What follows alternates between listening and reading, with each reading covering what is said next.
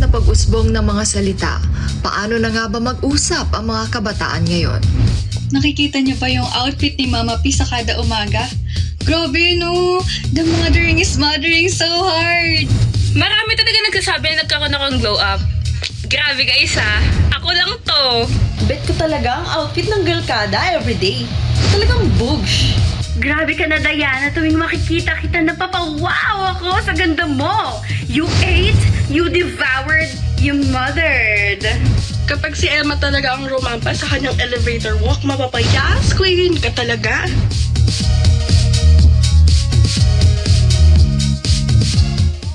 Ayan, grabe na you mother. Diba? Grabe yung mga words today. Kaya naman for today's video, alamin natin ang mga nauusong internet slangs at ano ang mga kahalagahan ng mga ito sa ating kultura at kasaysayan. Deserve natin itong malaman. Yes!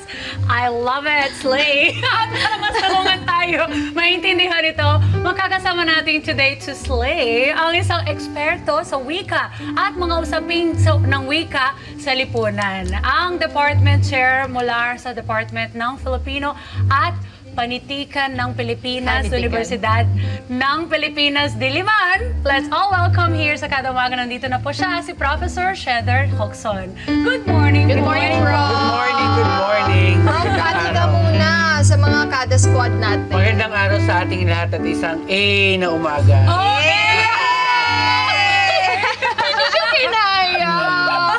Prof, kayo ba'y nag-absent sa inyong pasok ngayon? Opo. Well, nandyan lang naman tayo sa kabilang bahagi. Ayun, maraming salamat po sa inyong time. Wala Pero po. eto Prof, ano ba yung ibig sabihin ng mga slang words? At saan ba ito nagsimula or nagmula? So yung mga slang words, ito ay mga salita na nabubuo ng isang grupo ng tao, maaaring batay sa kanilang gender preference o kanilang edad, katulad ng mga Gen Z at ng mga Gen Alpha, o kaya naman ng kanilang trabaho, halimbawa dito sa broadcast industry, ganyan. Prof, ito ba, napapalitan ba per generation? Nakukuha ba natin ng mga bagong terms at bakit po itong nangyari? Napapalitan kada henerasyon o kada grupo ng tao yung mga salita. Halimbawa, millennial ako. So halimbawa, uso sa amin dati yung salitang missed call. But when I talk to our students now na mas Gen Z, parang kakaiba yung salitang missed call sa kanila. Unlike nung panahon natin o namin, yung missed call ay yung hindi mo nakuha tawag sa phone call. Correct. Or drop call. Mas siguro akma yung salitang iyon sa generation natin na yung drop call. Ibig sabihin nun, parang after every 6 seconds, tumatawag ka and then you drop the call para hindi ka ma-charge ng telecommunications company ng 7 pesos per minute. Sa kanila ba, Prof, anong meaning ng missed call?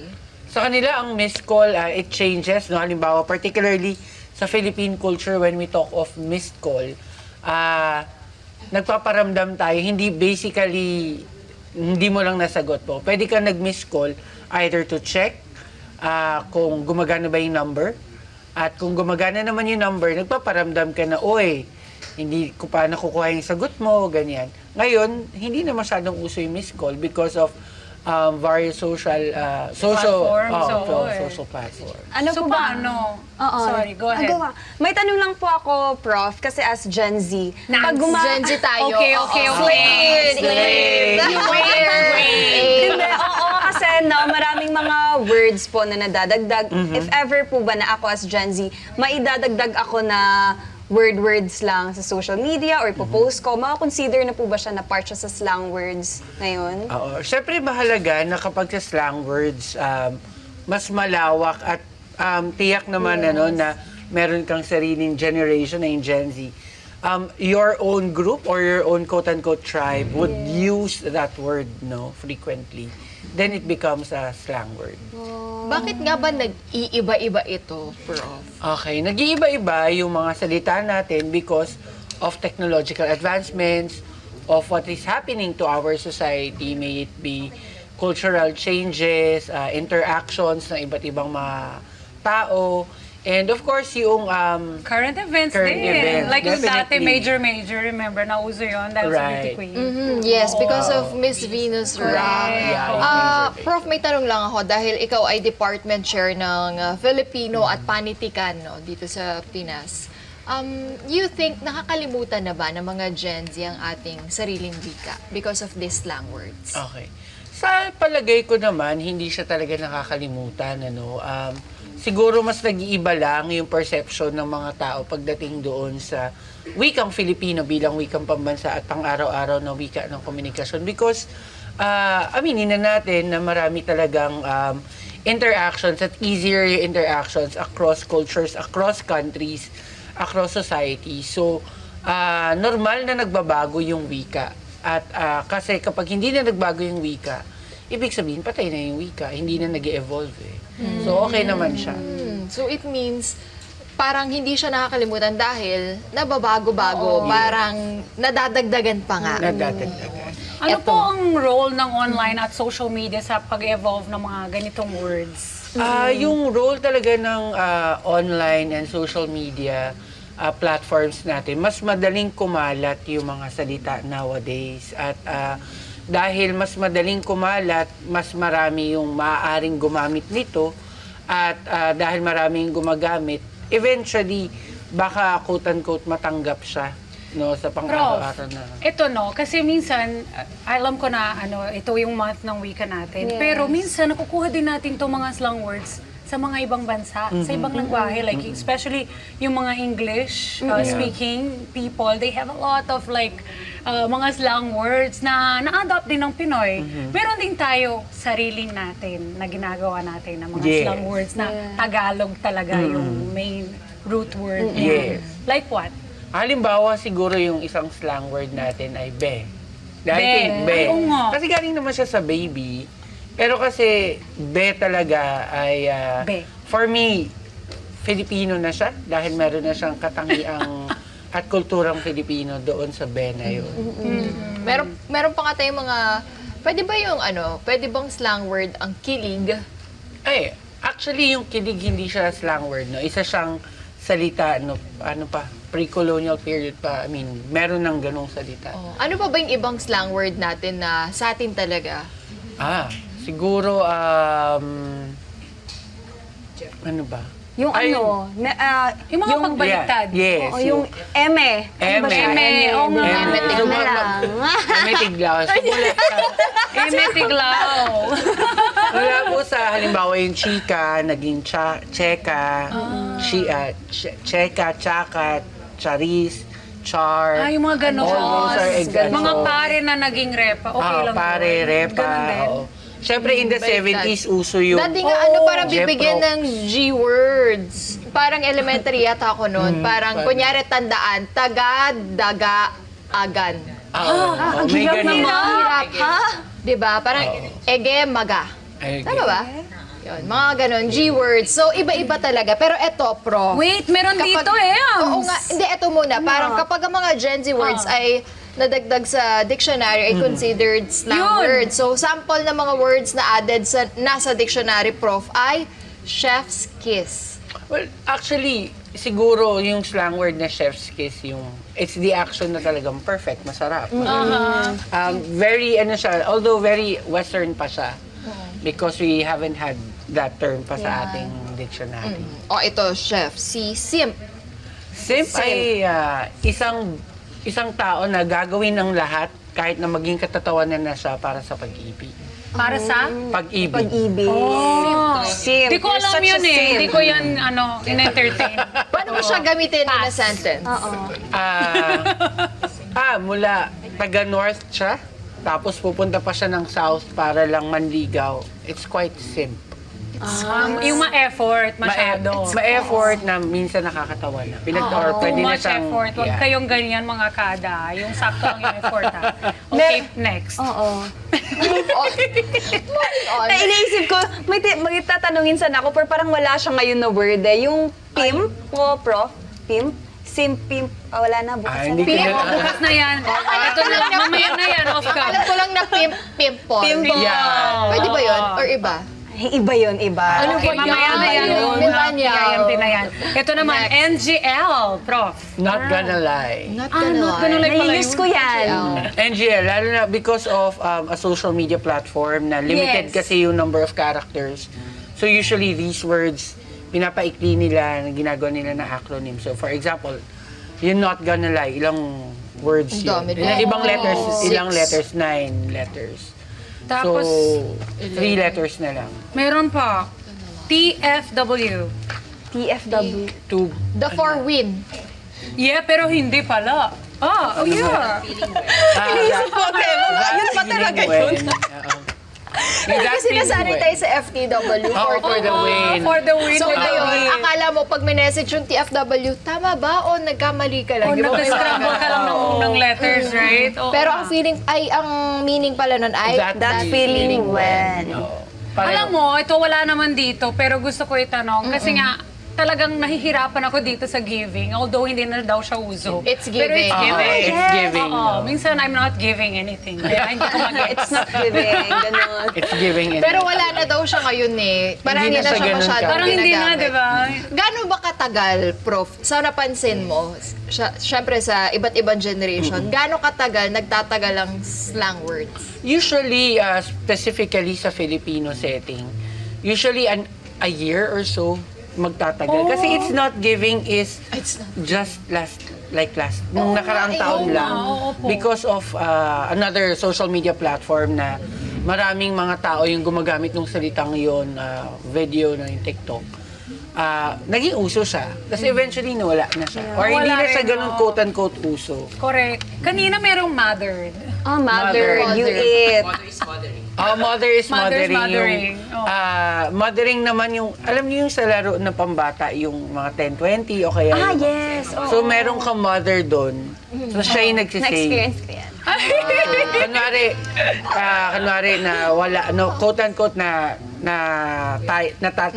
out na yung mga quote-unquote anak niya. So, si mother, siya yung parang number 1 dun sa team.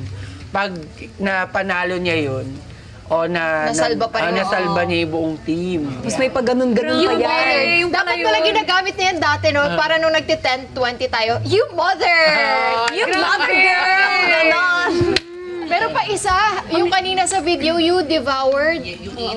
You ate. Pag tinanong ako ng you ate, di pa gutom ako.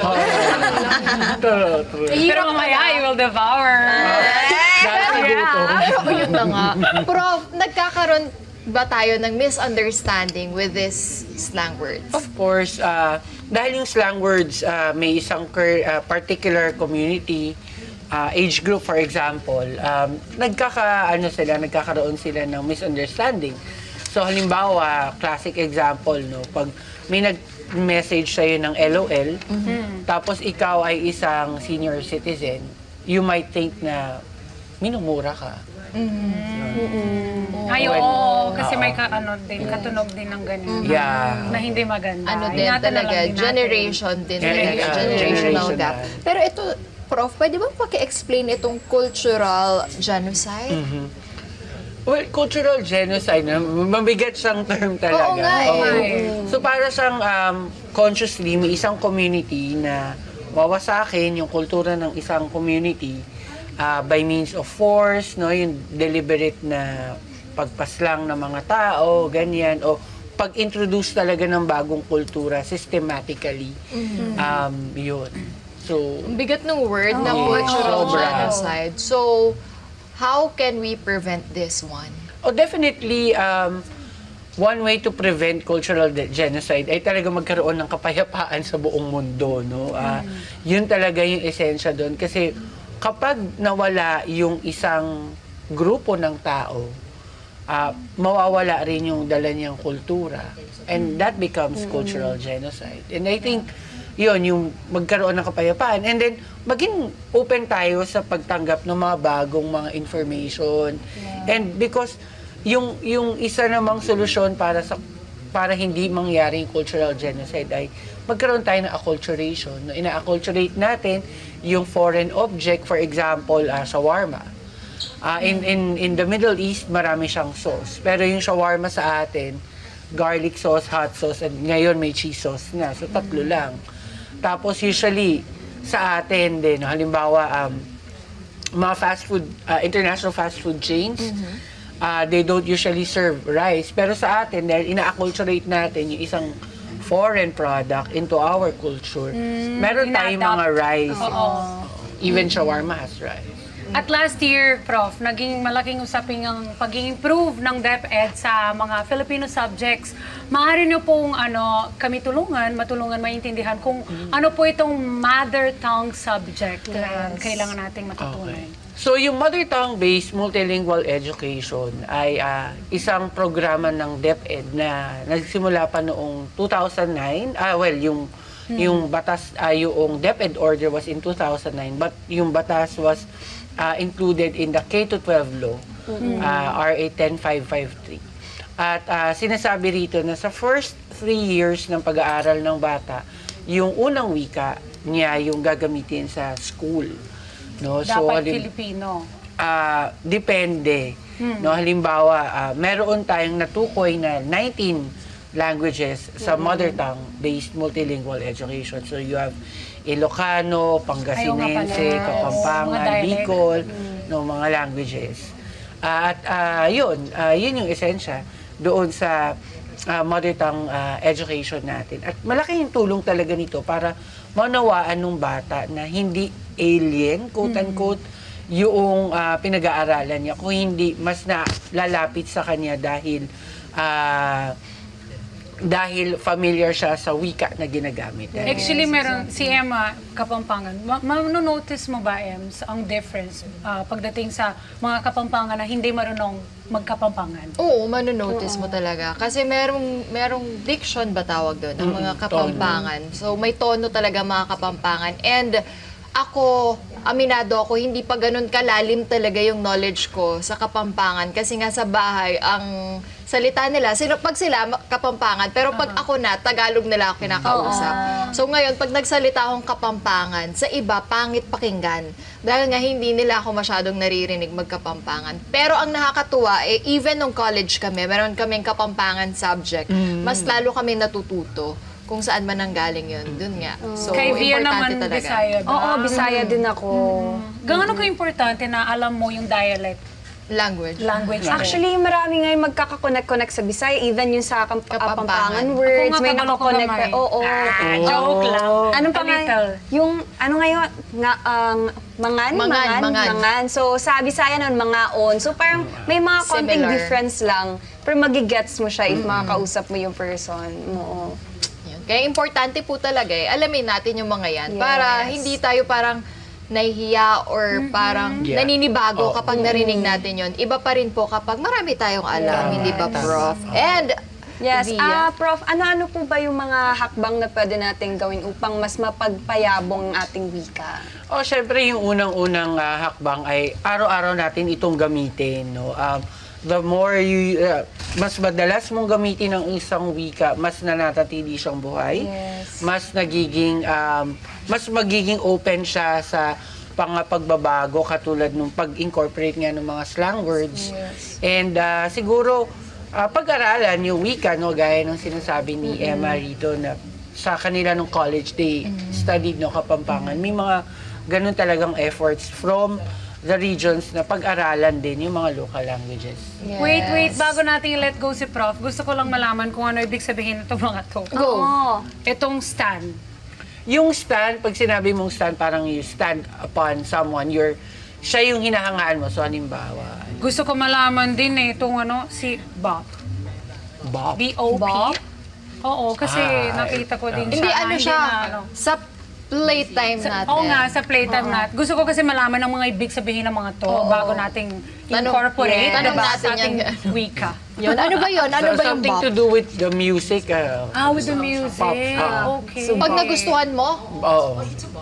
Pag nagustuhan I like that. Rar. hindi na siya I like it, ganon. Hindi Uy, na. I love that song. So, pag hindi mo gusto, Flop. flop. It's a flop. But here, our segment, it's a bop. Wow! Thank you na. so much. Oo, Thank you so much, Prof. Pero gusto ko, sana ma-invite ulit natin si Prof. Kasi marami pa tayo mga slang words na gusto rin natin matutunan. At syempre, hindi natin kakalimutan, mga Filipino words also. Di ba? Para hindi nakakalimutan ang ating sariling wika. Opo. Kaya, And Prof, please, iwan mo na yung social media accounts para ma-follow ka namin. So, pwede niyo pong i-follow yung Facebook page muna ng UP Departamento ng Filipino at Panitikan ng Pilipinas. At yun po. Yan, Thank you, Prof. Thank you, Prof. Hi mga ka-Net 25! This is Emma Tiglao. For more Kada Umaga updates, just click the subscribe button and follow us on Net25 social media pages at Net25 TV and at Net25 Entertainment Facebook page.